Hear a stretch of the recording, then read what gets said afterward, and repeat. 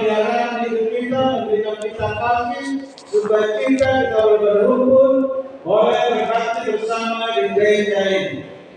Kami juga berterima kasih atas saudara-saudara kami yang baru bergabung di jemaat pada Penyembuhan. Kami sudah mendengarkan saudara guru bahwa keluarga guru dan ada tidak tugas di Padang Penyembuhan. Kita bersyukur kita boleh bergabung di jemaat ini, dan juga kepada Bapak yang di sebelah kanan boleh disalam dulu Pak Tambunan, saudara kita boleh disalam. Bapak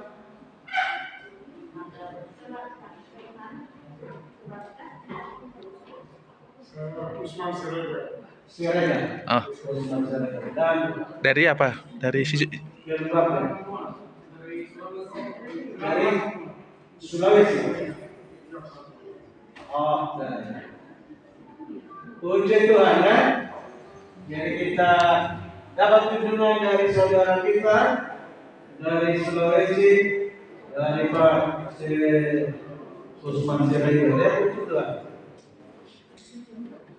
Terima kasih atas pujian yang sudah disampaikan oleh BPA ya, yang mengingatkan kita supaya kita selalu bersyukur kepada Tuhan, menyanyikan lagu pujian ya, menyanyikan lagu pujian, dan juga mengingatkan tak lama lagi kita masuk surga. Tak lama lagi kita masuk surga ya, luar biasa.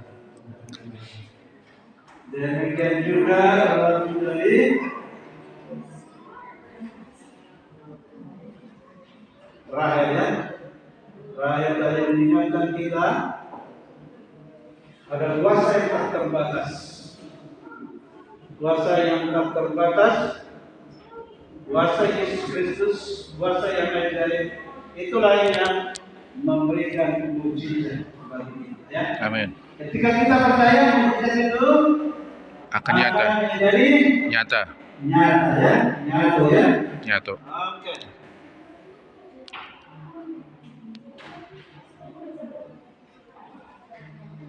Sudah nampak di layar?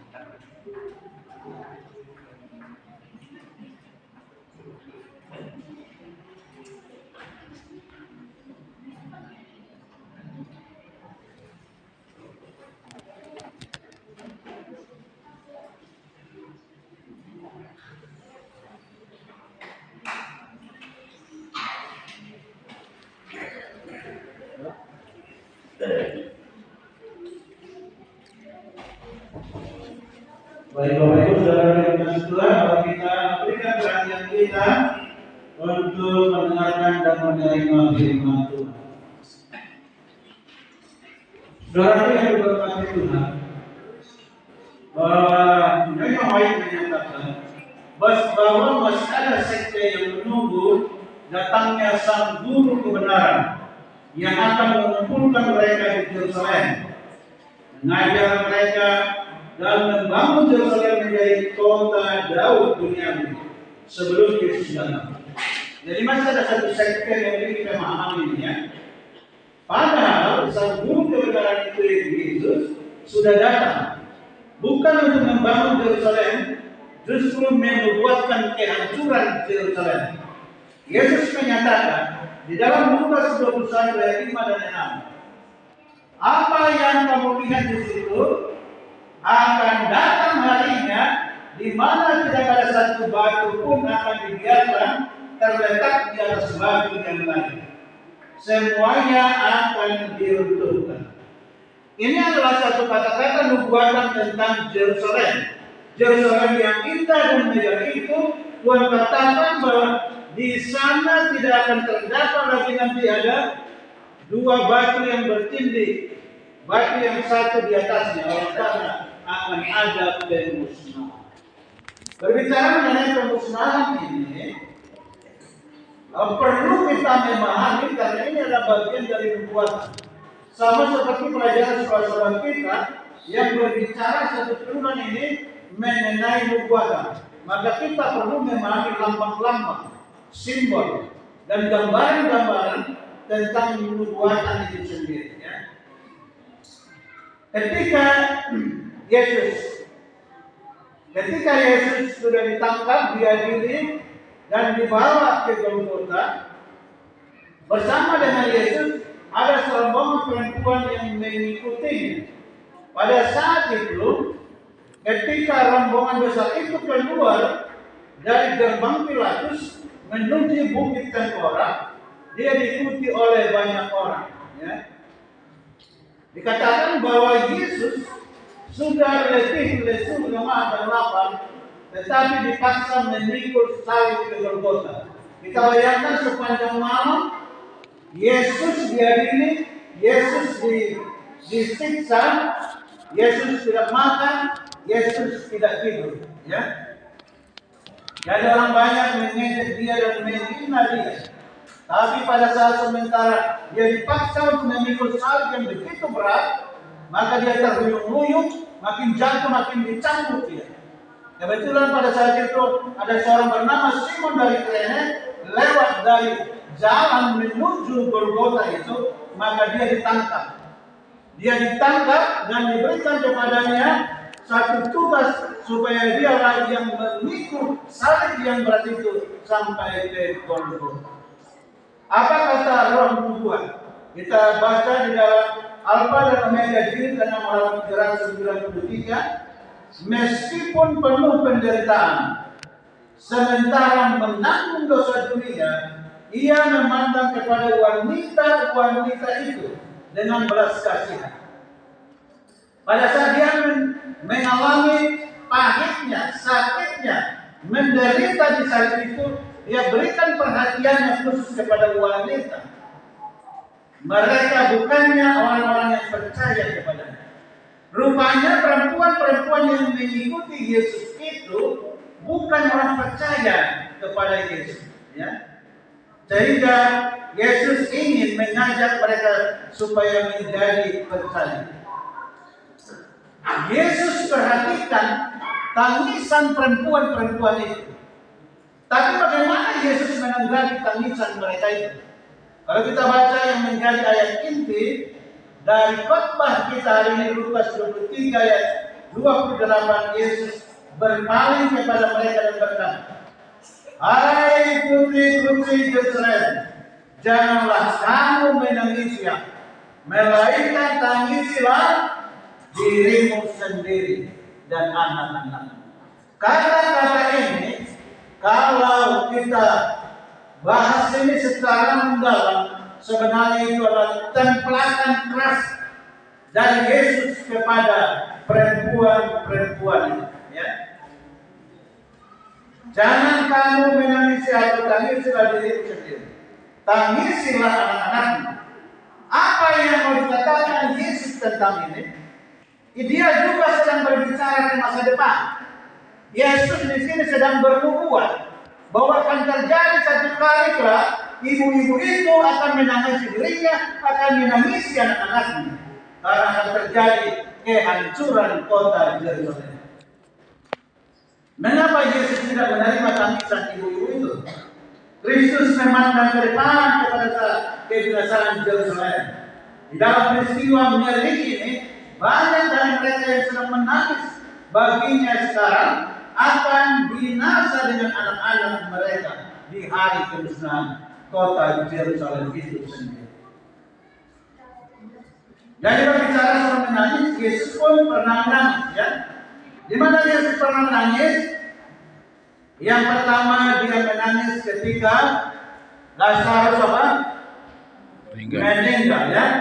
Dia menangisi Lazarus dan saudaranya. Kalau dalam bahasa Inggris inilah ayat yang terpendek. Jesus said, ya.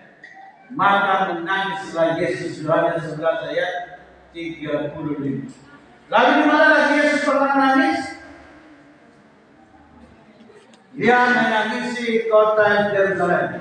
Lukas 19 ayat 41. Dan ketika Yesus berada di Allah dan melihat kota itu, ia menangisi. Paling tidak ada 2 kali Alkitab mencatat bahwa Yesus menangis. Bagi kita adalah biasa untuk menangis. Tapi biasanya perempuan lebih sering menangis dibanding dengan laki-laki. Kenapa? Karena perempuan menangis dengan air matanya, laki-laki menangis dengan dada. Itulah sebabnya laki-laki lebih banyak justru dibanding dengan perempuan. Kalau perempuan bisa mengeluarkan air mata, puas. Laki-laki tidak mengeluarkan air mata. Di sini. Makanya laki-laki malu menangis di depanmu. Apalagi kalau putus pacar, laki-laki menangis itu memalukan. Kalau perempuan putus pacar nangis, jadi bangga pula mereka itu, kan? Oleh karena itu, biarlah kita perhatikan apa yang dimaksudkan Yesus tangislah dirimu. Ya, tangislah dirimu sendiri, ya. Ini berbicara mengenai kemusnahan kota Yerusalem. Kalau kita baca di dalam Matius 24 itu adalah nubuatan Yesus. Pertama kemusnahan Yerusalem, yang kedua tanda-tanda kedatangan Yesus. Di Lukas 19. Di Lukas 19 ayat 43, sebab akan datang harinya bahwa musuhmu akan menyelidiki engkau dengan kubu. Kubu ini maksudnya kubu dari tentara musuh, ya. Lalu mengepung engkau dan menghimpit engkau dari segala jurusan.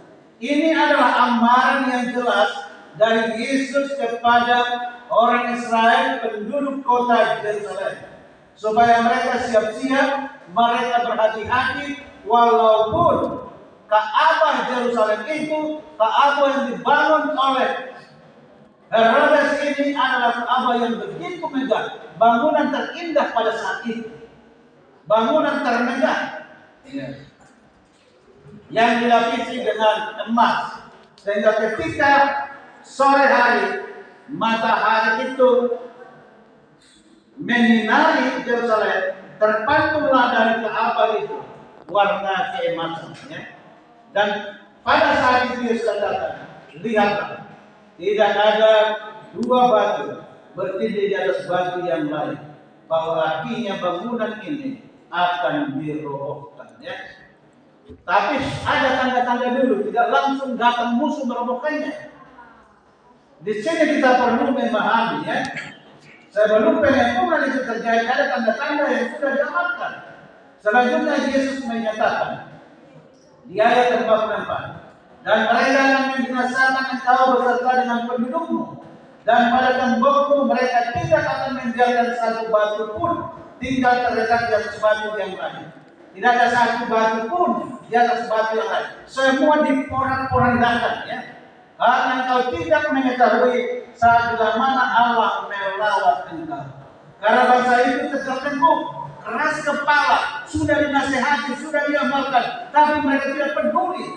Maka mereka harus menahan siksa dan derita pada saat kehancuran ini. Kita tahu bagaimana kemegahan Ka'bah Yerusalem yang dimulai dengan Ka'bah berpindah-pindah, Ka'bah yang dibangun oleh Musa sampai kepada Ka'bah yang dibangun oleh Salomo dimulai oleh Daud, tapi Tuhan katakan bukan engkau, tapi oleh Salomo. Ya. Sehingga bangunan yang megah itu akan diruntuhkan. Tibalah tahun 70. Ya. Apa yang dikatakan Yesus tadi tentang kemusnahan kota Yerusalem, tentang ibu-ibu yang akan binasa, yang menangisi anak-anaknya, inilah yang dimaksudkan Yesus. Tanda-tanda kemusnahan kota Yerusalem. Ya. Lukas 21 ayat 20. Apabila kamu melihat Yerusalem digepung oleh tentara-tentara, ketahuilah bahwa keruntuhannya sudah dekat. Ya, digepung oleh tentara-tentara. Jadi pengepungan itu bertahap. Tidak langsung dikepung serbuan sudah. Pengepungan pertama Tuhan berikan kesempatan untuk melarikan diri bagi bangsa Israel yang ada di dalam kota.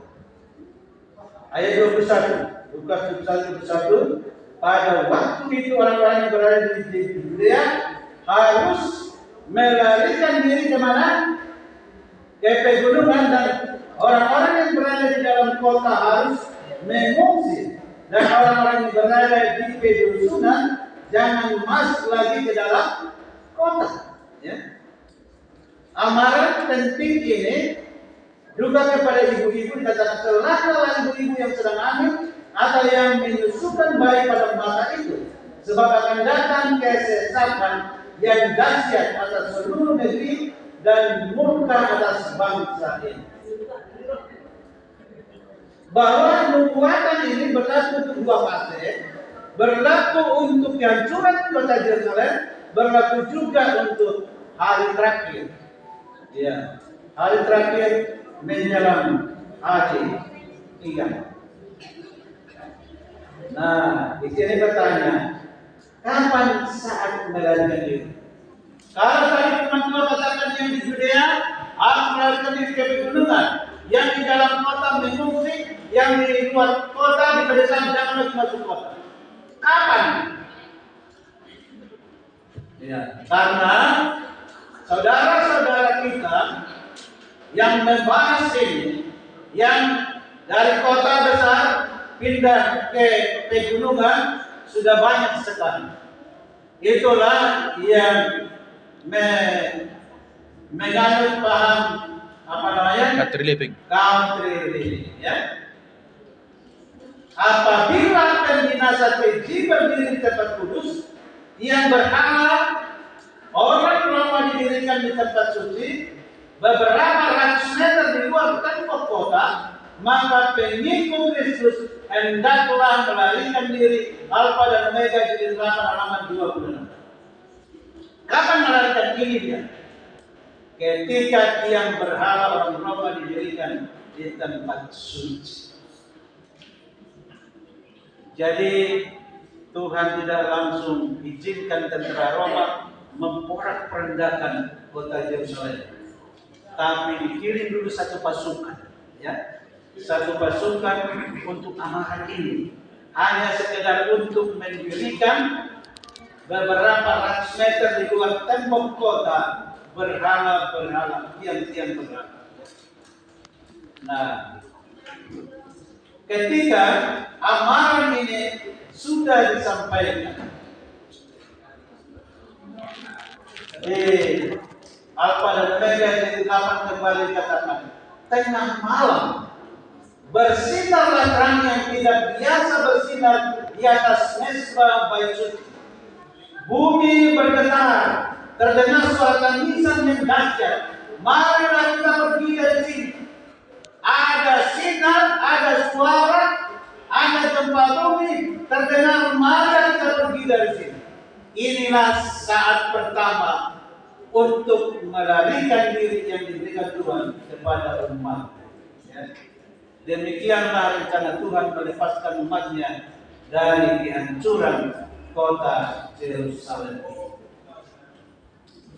Berikut, pintu gerbang timur terbuka sendiri. Ya. Kesempatan bersama melarikan diri dari Yerusalem ke Judea, yang dari Judea ke pegunungan. Ya. Di dalam kota ada seorang pengamal. Pengamal ini sudah 7 tahun berkhotbah mengamalkan bahwa kota Yerusalem akan dihancurkan. Tapi sayang sekali, pengamal ini justru ditangkap dan dipenjara. Dan pada saat kota itu diserbu oleh tentara Roma, pengamal ini pun dibunuh. Dia mengamalkan supaya bersiap-siap melarikan diri karena Yerusalem akan dimusnahkan. Jadi kapan Yerusalem dikelilingi tentara? Yang pertama, ya. Yang pertama, Jenderal Caesius melancarkan serangan ke Yerusalem. Mereka membuat satu pasukan, sudah mendirikan panji-panji di luar tembok kota Yerusalem, menyatakan bahwa tentara Roma akan menghancurkan kota ini. Tapi karena tentara Roma itu masih melihat cahaya kemuliaan Tuhan itu turun atas Ka'bah itu, Caesius perintahkan mundur.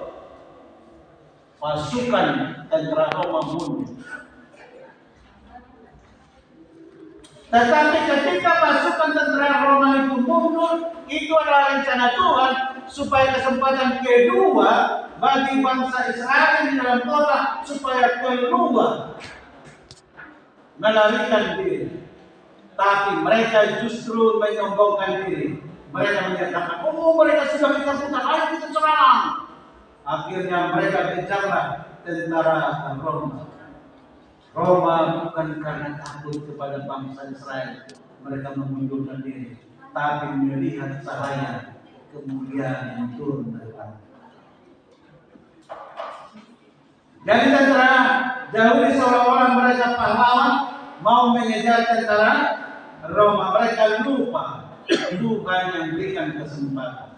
Ya, jadi ada kesempatan yang Tuhan berikan bagi kita. Kita pun akan tiba saatnya untuk melarikan diri dari kota. Ya, ketika pelaksanaan hari Minggu dimulai di Amerika, yang ada di kota pindahlah ke desa. Ketika pelaksanaan hari Minggu dimulai di Jakarta, yang dari desa pindahlah ke pegunungan. Inilah tanda-tanda yang harus kita cermati. Belajar dari kehancuran kota Yerusalem. Tuhan berikan kesempatan melarikan diri. Mereka yang lari pertama ke kota Yerusalem sama, ya. Kedua yang mereka melari ke seberang Sungai Yordan, ya. Ini Sungai Yordan, ya. Di tanah Perea seberang Sungai Yordan selamat. Semua mereka yang melarikan diri akan selamat. Karena memang Tuhan tidak main-main. Apa yang sudah dinubuatkan tentang kehancuran ini pasti akan terjadi. Itulah sebabnya Yesus menangisi Yerusalem. Dan tidak lama lagi Jenderal Titus akan datang. Menggantikan Caesius, maka Jenderal Titus akan datang memusnahkan kota Yerusalem, sehingga Yerusalem akan menjadi lautan darah. Ya. Kita lanjut serangan Jenderal Titus. Pengepungan kedua oleh Jenderal Titus. Pada hari raya Paskah berjuta-juta orang masuk ke kota Yerusalem. Jenderal Titus membawa pasukannya dari Bukit Zaitun, di mana Yesus menyatakan bersama muridnya duduk di atas Bukit Zaitun. Dari situlah Jenderal Titus membawa pasukannya. Jenderal Titus tahu bahwa Yesus berkhotbah di atas Bukit Zaitun. Tapi Jenderal Titus menyatakan, jangan ada yang menyentuh Ka'bah, ya. Tak satu pun Ka'bah boleh dijamah. Itu kalau perintah dari jenderal, ya.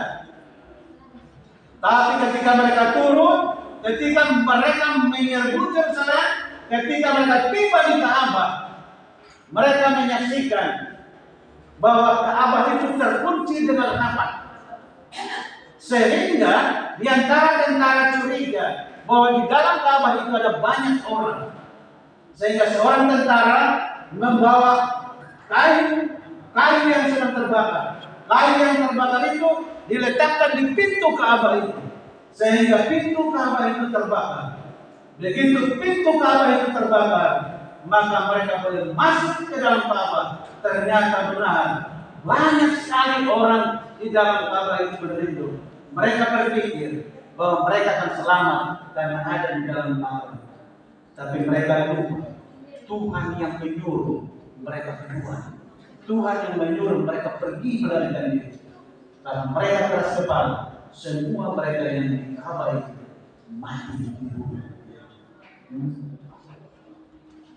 Karena orang yang keras kepala, maka setelah Roma menghancurkan Ka'bah itu. Ribuan orang sembunyi dalam Ka'bah, dipukuli sampai mati, dipotong semua, dibunuh, darah mengalir di dalam Ka'bah. Bayangkan kalau darah mengalir di dalam Ka'bah, itu karena keras kepala, ya. Jadi apa yang dituliskan di dalam Yesaya 9 ayat 7, kemudian firman-Nya kepada mereka, najiskan bait suci itu dan penuhilah peraturan-peraturannya dengan orang-orang terbunuh. Pergilah, mereka pergi keluar di dalam memukuli orang-orang sampai mati di dalam kota. Ini sudah dikenal. Tapi kalau bagi Davidian ini belum terjadi. Ini yang masih mereka tunggu, ya.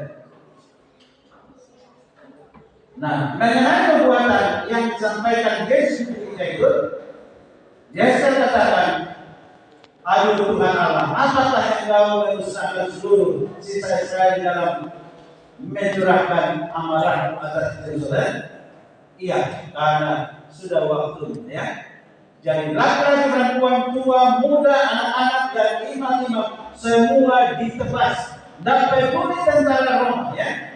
Banyak berjentangan sana sini, wanita hamil ditopak, bayi dilempar ke atas, lalu ditusuk dengan pedang dari bawah, dan anak-anak ini ditusuk seperti sate itu. Tidak berharga nyawa itu pada saat itu, ya. Lebih 1 juta orang binasa saat penyerangan tentara Jenderal Titus, ya. Akhirnya setelah kejadian itu terjadilah kelaparan yang luar biasa. Setelah penyerangan yang dahsyat, setelah pembunuhan yang berjuta-juta, terjadilah kelaparan yang luar biasa. Dikatakan begini, ikat pinggang, sepatu kulit dimakan karena kelaparan yang luar biasa. Anak-anak dicuri makanan orang tua, istri merampok makanan suami orang, ibu memasak anaknya sendiri untuk dimakan, anak yang baru lahir dimakan sembunyi. Kita bayangkan dirinya kehidupan ini sudah digambarkan, tapi karena keras kepala, tidak melarikan diri, harus ditahan seperti ini.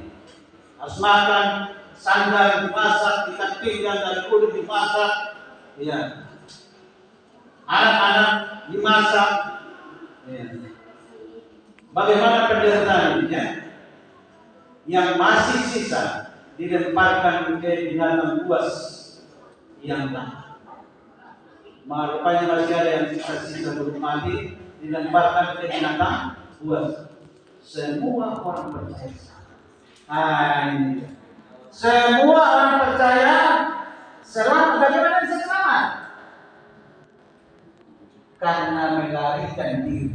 Semua yang ada di Ka'bah itu habis sekali. Jadi ketika pemaksaan hari Minggu itu datang, jangan disembunyi lagi di sini. Nggak ada ini. Habis total itu akan dipotong. Harus pergi. Lari ke gunung. Kalau kita lari, ada keselamatan karena mereka sudah mengenalinya. Ya. Orang Kristen KTP semua dikenal. Jadi jangan kita hanya di KTP dulu sama Kristen, ya. Memang kita harus memiliki iman. Saudara yang diberkati, ketika kita sudah diberi rumah, ketika kita sudah sembunyi, kita sedang bertahan di gunung sana, maka tentara itu datang ke gunung. Tuhan kata, waktu itu akan dipersingkat. Mereka tidak sempat menangkap umat-umat Tuhan yang berada di pegunungan, maka Tuhan akan datang. Disitulah keselamatan yang luar biasa. Lukas 21 ayat 28. Apabila semuanya itu mulai terjadi, bangkitlah dan angkatlah mukamu, sebab penyelamatanmu sudah dekat. Sejarah akan terulang. Peristiwa seperti yang terjadi pada kerusakan kota Yerusalem akan terulang pada peristiwa akhir zaman menjelang kehancuran dunia. Ya. Kalau kita baca di bahasa Batak dikatakan begini, atau molodida hamu dengan nabadiai agagaw na suku na nilumbago ni panulinan dan dia para diatehot na manjahan di sima mampurus kamu tujuan. Maka di sini perlu hikmah untuk membaca, mengerti dan memahami. Bila mana ini sudah terjadi, untuk peristiwa yang akan berikut, bersiap-siap. Tapi jangan keterlaluan, apa namanya? Jangan terlalu cepat. Belum waktunya melarikan diri sudah melarikan diri. Apa kata orang tua? Pemaksaan hari Minggu bukan dimulai dari Roma, bukan dimulai dari Italia, tapi dimulai dari Amerika. Ketika diundangkan di Amerika, sudah waktunya dari kota besar pulang ke desa. Nanti diundangkan lagi di kota-kota kecil, yang di desa larilah ke gunung. Ya. Jadi apabila kamu melihat kebinasaan kecil berdiri di tempat kudus, menurut firman yang disampaikan oleh Nabi Daniel, para pembaca yang akan memperhatikan, maka orang-orang itu dia harus melarikan diri ke gunung. Jadi Bapak Ibu yang sudah punya lahan di pegunungan, aman Pak. Begitu nanti sudah mulai ada pemaksaan, sudah pergi dari sana tanam cocok cocok tanam sayur-sayuran. Oleh karena penguasa penerangan utama dalam kemusnahan dunia adalah binatang bertanduk suku. Nah, ini nanti di pembahasan berikut akan kita bahas yang akan berperan dalam pemaksaan hari Minggu itu. Ada binatang yang bertanduk 10, dan bertanduk 10 ini menyerahkan kuasa itu kepada kaki tangannya, ya, dari naga ke binatang bertanduk 10, dari binatang bertanduk 10 kepada binatang bertanduk 2. Jadi ada nanti pendelegasian, ya, dari naga langsung binatang bertanduk 10, baru serahkan lagi binatang bertanduk 2. Binatang bertanduk 2 itu inilah dia binatang yang keluar dari dalam bumi, ya. Dia seperti domba, ya, tapi dari mulutnya hidungnya keluar api. Inilah pembinasa yang diserahkan. Inilah Amerika Serikat.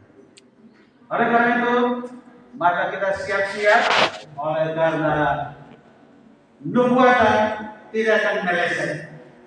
Pasti akan terjadi apa yang sudah diucapkan. Apalagi Yesus yang mengucapkannya. Kita baca seluruhnya Matius pasal 24. Untuk itu Bapak Ibu Saudara yang dikasihi Tuhan, saya berharap bahwa nubuatan bukan menakut-nakuti, ya. Nubuatan bukan apa? Menakut-nakuti, tapi mengajar kita mempersiapkan diri untuk masa depan yang lebih baik.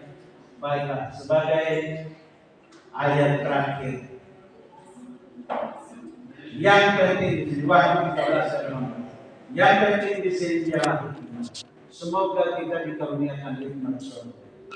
Barang siapa yang bijaksana baiklah ia menghitung bilangan binatang itu, karena bilangan itu adalah bilangan seorang manusia. Dan bilangannya ialah 666. Jadi karena sudah ditentukan 666, maka kita boleh hitung. Ya. Bilangan nama itu diambil dari tulisan yang terdapat di dalam mahkota paus. Ada satu tulisan di mahkota paus Vicarius Fidei, dihitung jumlahnya 666. Inilah pendahuluan untuk binatang yang akan kita pelajari selanjutnya. Ya, oke, baiklah untuk pelajaran kita pada sahabat ini sampai di sini. Kiranya Roh Kudus memampukan kita menerima pelajaran ini, dan bila mana masa penganiayaan tiba, jangan terkejut karena amalan yang diberikan Yesus sudah cukup jelas. Kita lah yang perlu bersiap. Semoga kita diberkati sampai malam Tuhan. Amin.